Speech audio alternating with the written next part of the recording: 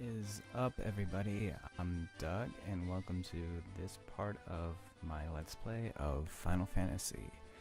I'm happy you're here, and in today's episode we're going to be going over some of the extra bits and fun stuff that isn't technically a part of the main story experience, but stuff I just want to go over. So let's get started.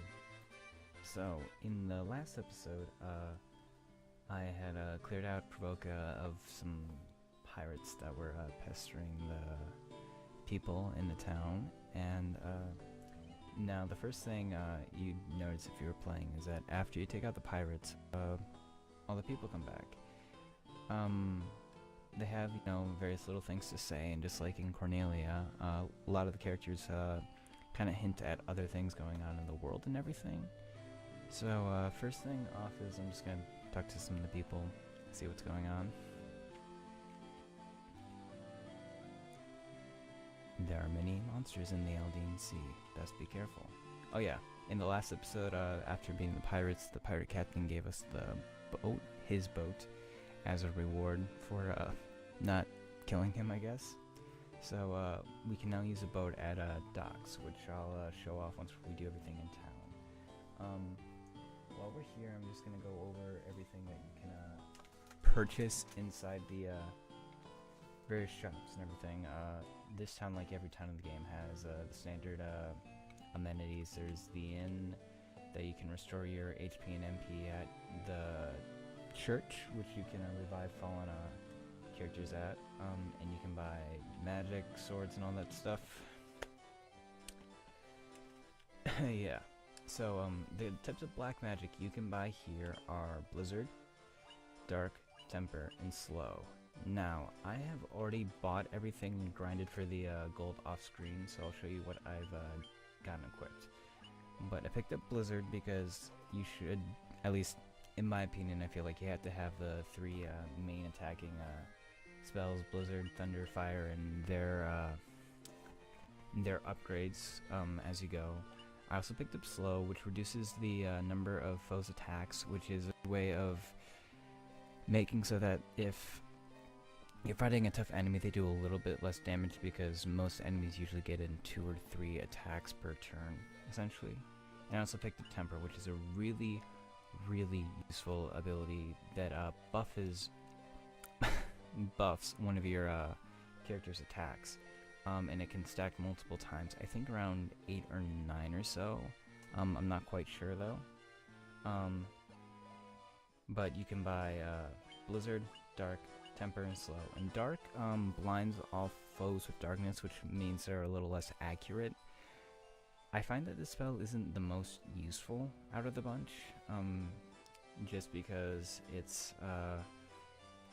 Dark hasn't always been an effect that works most of the time. Sometimes it just glitches out, and at least it's been my experience. And the fact is that you do have to make a choice, and I felt like, Temper and Slow were more useful, at least to me. I like them better. They're a little more fun, I guess. The weapons you can buy are Hammer, Broadsword, Battle Axe, and Scimitar. So I ended up buying the Broadsword for the Walt, the Red Mage, and I bought a Battle Axe for Sid, the Warrior. The nice thing about Red Mage is that they can have like a lot of the weapons that the Warrior can wield, and so typically like the axes and hammers are a little less accurate than swords, but the fact that we have a Red Mage who can use swords now, I can have like both whatever the new sword is along with whatever new specialty item like the axe or hammer is, which is useful for me. It's one of the reasons why I'm really liking the Red Mage, is because they're so applicable and they can take on so many like roles that you need, that you don't miss out on things. Because I know in my first playthrough, I really limited what my warrior did just based on what I needed him to do, because I needed him to both attack and defend. And now that I have someone who can take up the mantle of attacking, I can give him, the warrior, more fun stuff to do. armor you can get is leather armor, chainmail, iron armor, leather shield, and leather gloves. Now, I already got all my equipment set up for all the characters. For a while now, it's going to be where really only the warrior and maybe the red mage are going to have any kind of armor or anything, just because the other two mages typically can't use a lot, and you don't want to give too much to your monk because they do get bonuses for not having certain kinds of equipment set up. And now finally to the white mage. Now there's the spell Blinda, Silence, Null Shock, and Invisible. Now Blinda cures darkness, which is an effect that really doesn't occur all that often from enemies, and it's kind of easy to get rid of it, so I end up picking up Silence, which prevents foes from casting spells. It works mostly just on regular enemies, not on bosses, but there are some really nasty effects that can occur from enemies, and this is a good preventative measure in case you know what you're up against. And it's part of the reason why I didn't pick up Blinda, because Silence, like, I'm going to know the enemies and what spells they have, so if there's a potential they could cast darkness on me, I can silence them ahead of time. I also picked up Null Shock, which reduces lightning damage by half, which is really useful because we'll be going up against a couple bosses that use electricity, and it'll be good to have that around for them. And also Invisible, which raises an ally's evasion, which does basically what it says. It makes it a lot easier for you to dodge hits, and it can be useful to put on, you know, your white mage or whatever characters you don't want taking a lot of damage. And that's it for Provoka. I'm not going to talk to anyone in there because I don't feel up to voice acting right now. So, but two more things though.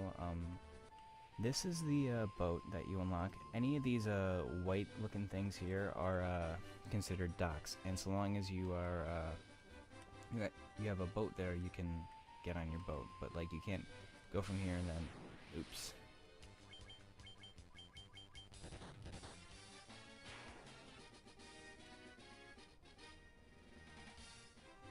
But like you can't hop on a boat from here. It's kind of limiting, but that's something you have to keep in mind, is that you can't you have to depart from where your boat is. You don't carry the boat around with you.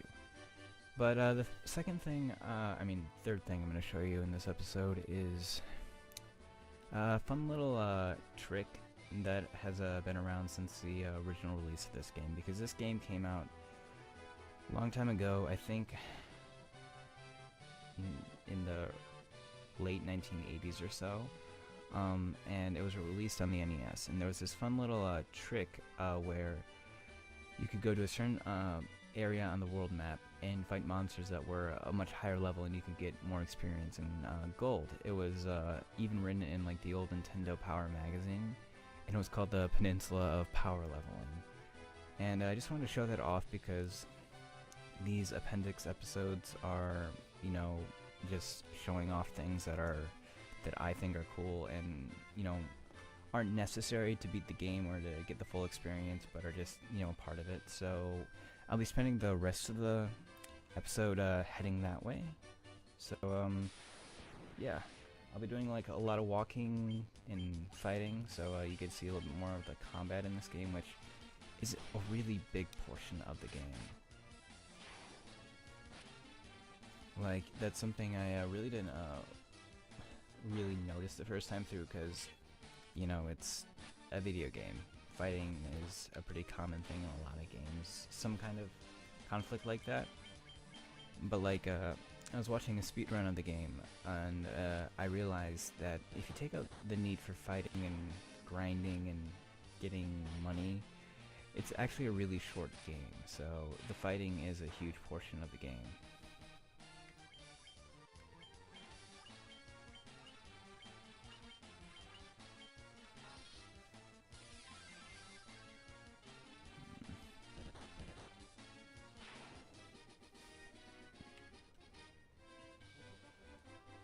I hope hope I can make it to the area I need to go to, but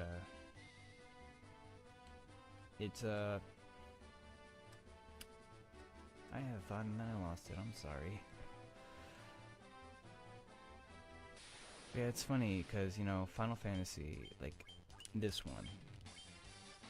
One thing I've always found entertaining about the game is the fact that, like, you know, I'm fighting a bunch of wolves and it's proving kind of challenging. Like, I had to be really careful or else I could easily lose a character. But, you know, next time I come here, probably, you know, far later in the game, I'm going to be at such a high level that these guys, the only hard thing about them will be the amount of time it takes to, you know, kill all the wolves and everything.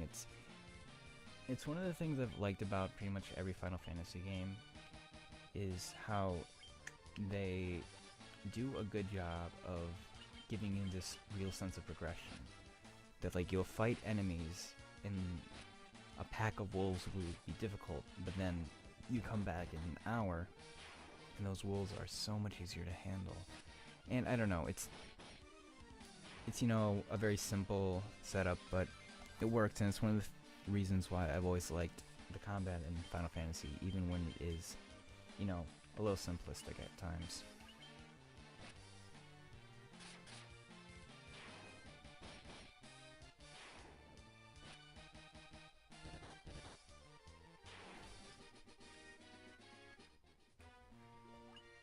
Oops. Well, first thing I want to do is I'm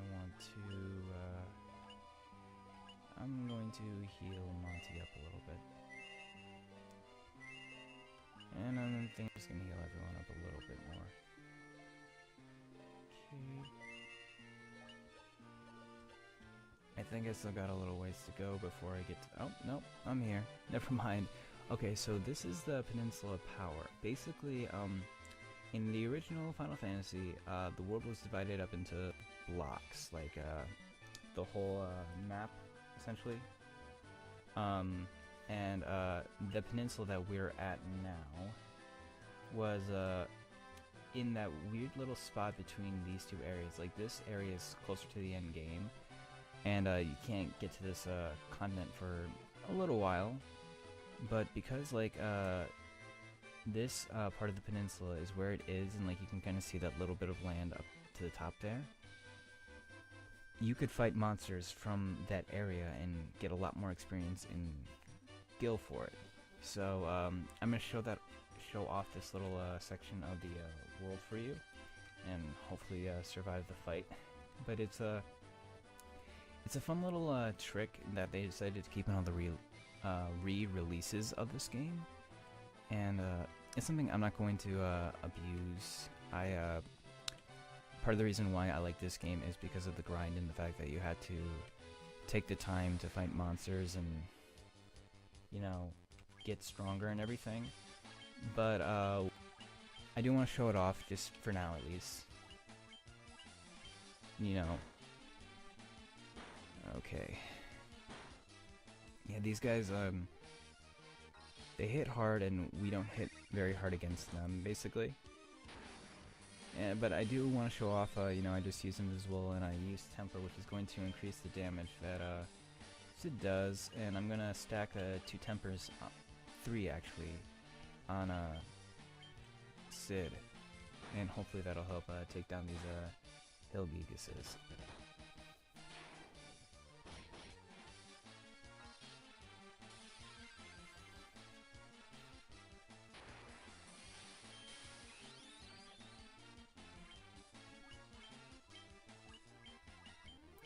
Heal up Lily. I think next episode I'm going to talk about the characters and why I named them the way I did, because I don't know, it's like I always find this part of Final Fantasy really hard, naming the characters, because, you know, most games in Final Fantasy, the characters actually do have a canon name, except in this one, where it's completely random. So, you know, all of them kind of have like a fun little story behind them and are personal to me, so I definitely do want to explain that eventually. But just not now because I think this fight is going to be over soon, and I don't want to drag this episode out longer than it already has been. But you can see we got a lot of XP, we just got a lot of gil, and I'm pretty sure everyone gained at least 1 level from this.